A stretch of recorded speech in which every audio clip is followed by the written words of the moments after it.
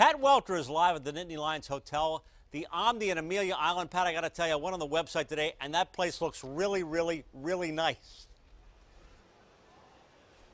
Yeah, Greg, it is absolutely gorgeous. Penn State is here after celebrating Christmas with their families. They arrived at around 4:30, and we talked to them before they actually saw all this. So we're like 45 minutes from downtown Jacksonville, but I think after seeing it, they're not going to care. So let's take a look at them getting off the bus today, earlier this afternoon. Now, the team's going to have a rest night tonight. They're going to get on their regular schedule tomorrow. They're going to practice at a local high school. And, of course, you can't have an interview with James Franklin. We got to talk to him for a little bit. You can't have an interview with him without a little bit of news. Franklin confirming that two of his assistants were getting interest from other schools. That's defensive coordinator Bob Shoup and co-assistant defensive coordinator Brent Pry.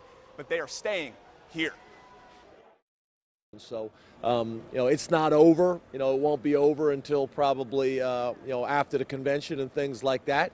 For the most part, but so far so good, being able to keep the staff as intact as we possibly can. Now, Georgia actually arrived yesterday, and they practiced this morning, and they needed the extra time. This is a team going through a lot right now. Brian McClendon, the interim coach, he ran practice, and he's actually going to take a job in South Carolina. You remember there was the firing of Mark Richt, and both the current assistant coaches aren't going to be coaching this game. But, of course, their adversity, they know they have that, but they also know what Penn State's been through, and that isn't lost on their team. Well, those guys have had to fight through adversity is more so than probably a lot of other programs that we faced or anybody's faced or anybody in the country as far as all that goes.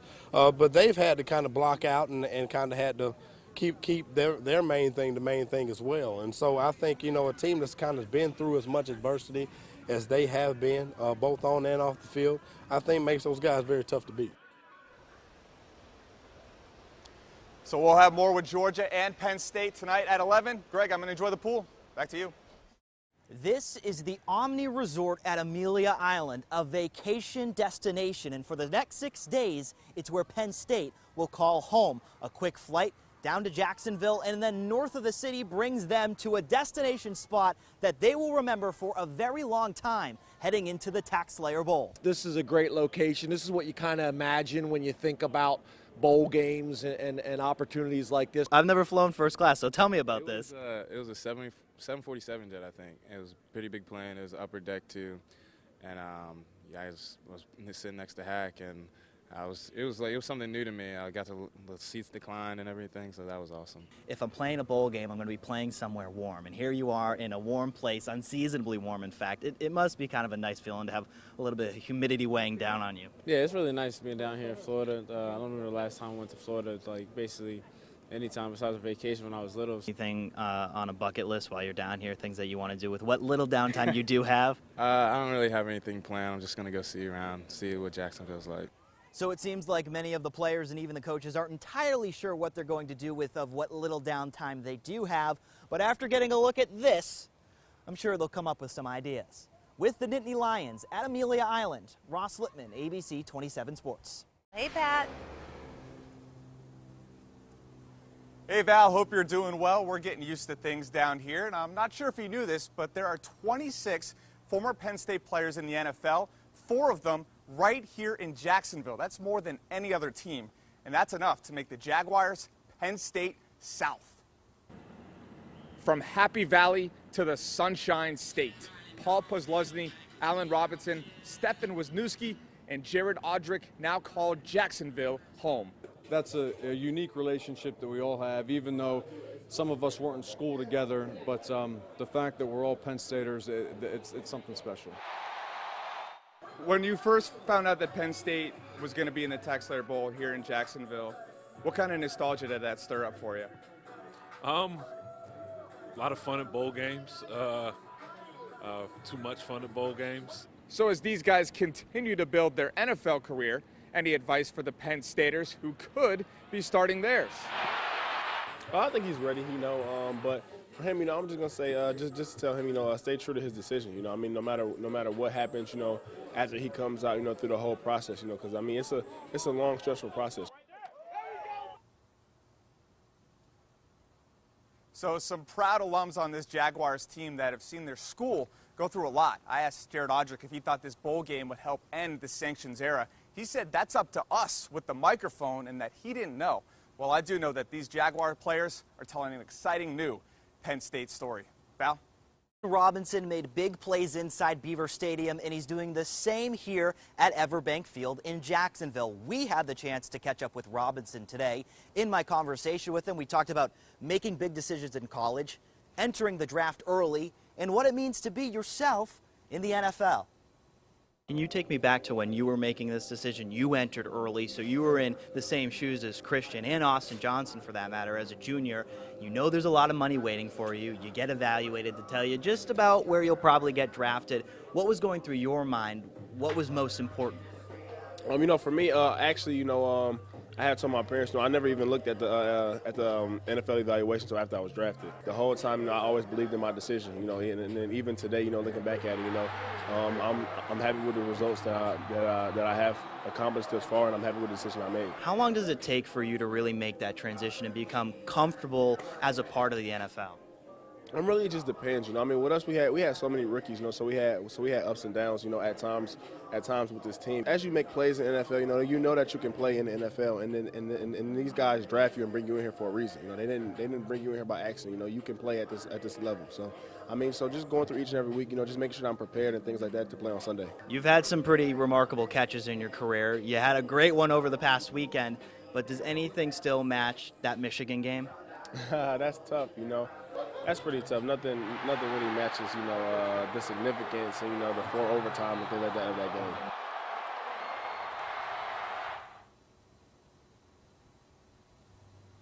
Now, Robinson was probably #1 on most people's Pro Bowl snub lists this year, but he's not too concerned with that. He's more concerned with one final game this season for them. They're on the road against the Houston Texans on Sunday, and he hopes a big win for the Nittany Lions on Saturday, Greg.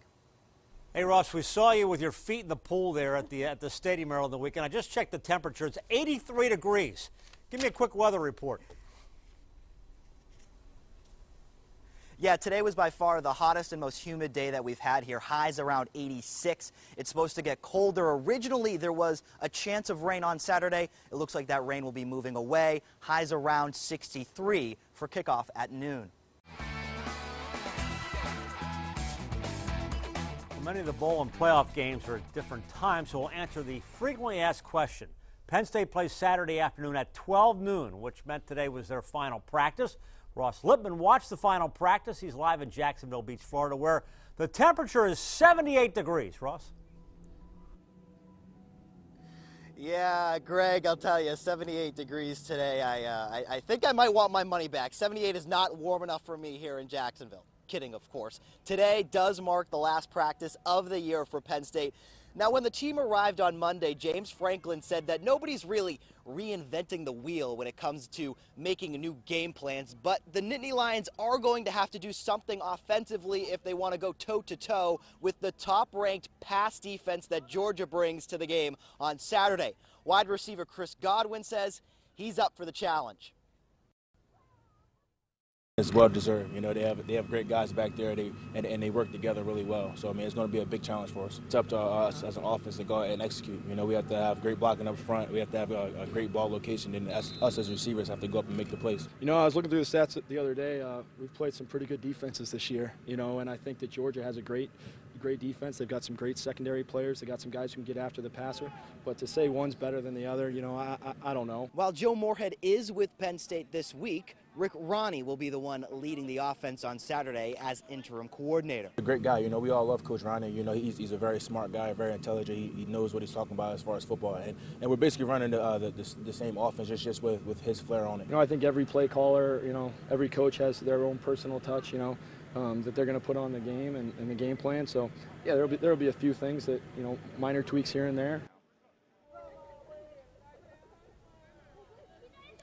Now, Ronnie, of course, has been the quarterback's coach at Penn State, but Georgia isn't the only team going through some growing pains when it comes to coaching changes. But you have to give the edge to Penn State when it comes to stability in leadership roles, and they're going to need it because this is the first time that the Nittany Lions have played an SEC team since 2011, Greg. The last time Penn State played Georgia, it turned out to be one of the greatest moments in Nittany Lions history, a national championship, the first of two. Now, 33 years later, the two schools meet again. Penn State trying for redemption after 3 straight losses. They meet tomorrow in Jacksonville. But first, Penn State primetime is next.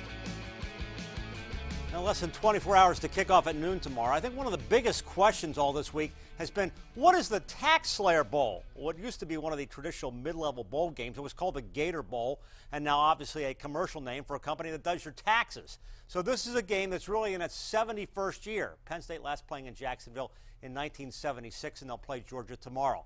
Our crew in Jacksonville all week, Pat Welter and Ross Lippman, where it's been nice and warm. They are live inside the stadium. Guys, take it away.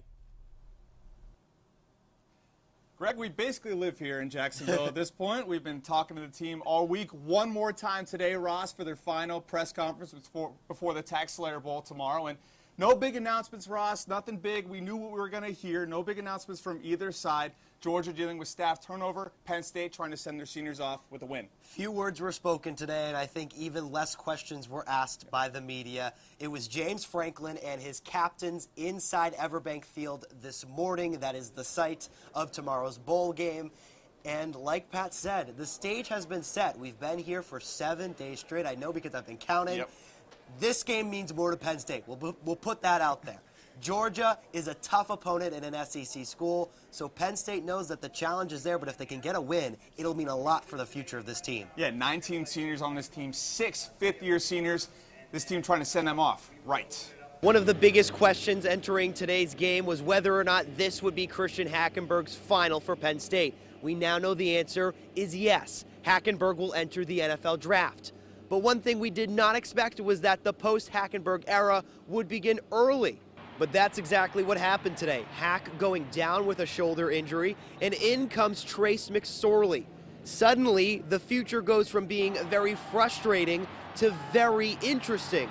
Some gutsy 4th down calls and a pair of toe-tapping scores set the scene for final minute dramatics. But still a loss. A mixed reaction after the game. There are no moral victories. Told the guys in the locker room how much we appreciate the seniors, and I don't want them to leave the locker room until they've gone around and told each other how much they care about them, because it's the last time the 2015 football team, football family will be together. I think having this confidence will be good. The best thing different would just teach me it's the same game I've always been playing. I mean, there's no difference in the field size or field width, whatever it may be. You know, I love going into that locker room with those guys every day, and I think being able to sit there and analyze it from that perspective, it was a hell of a year. As for Hackenberg, the shoulder injury throws a curveball in his timeline as he gets ready for the NFL draft. You know, I'm not sure right now with this thing, but, you know, again, I figure it out. As tomorrow comes, I'll figure out what we're doing. This is also the last game where a Joe Paterno recruit will play. No senior class went through more turbulent times in State College, something these players will not forget. The season didn't end on a high note for Penn State or the player who helped save it, but we now have his answer. Christian Hackenberg is going to the NFL, and we even got a glimpse of the future. Christian Hackenberg, a player who's never missed a start, injured his shoulder in what is now his last college game. Here's the play. Early in the second quarter, Hackenberg scrambles for a few yards, goes down on his right shoulder. He'd leave the game with a sprained shoulder joint. Redshirt freshman Trace McSorley handled the rest, and if he is the future, it looked all right. Touchdown passes to Geno Lewis and Deshaun Hamilton made it a one-score game, but the final 2-minute drill came up short as Penn State falls in the Tax Slayer Bowl 24-17. You know, seeing him be able to stick it and then get more confidence and start seeing things and how things operated was really rewarding for me. You know, kind of sitting there and watching him get it. It's cool. I can't even begin to describe the things that Christian's done for me. You know, from a football perspective, everything from, you know, how to read a defense to how to lead a team, how to, you know, get guys behind you. And it's been an honor for me to really sit behind a guy like Christian. So a new era for Penn State. These seniors moving on, and so is their quarterback. Christian Hackenberg leaves Penn State their all-time leader in passing yards and touchdowns. From Everbank Field, I'm Pat Welter, ABC 27 Sports.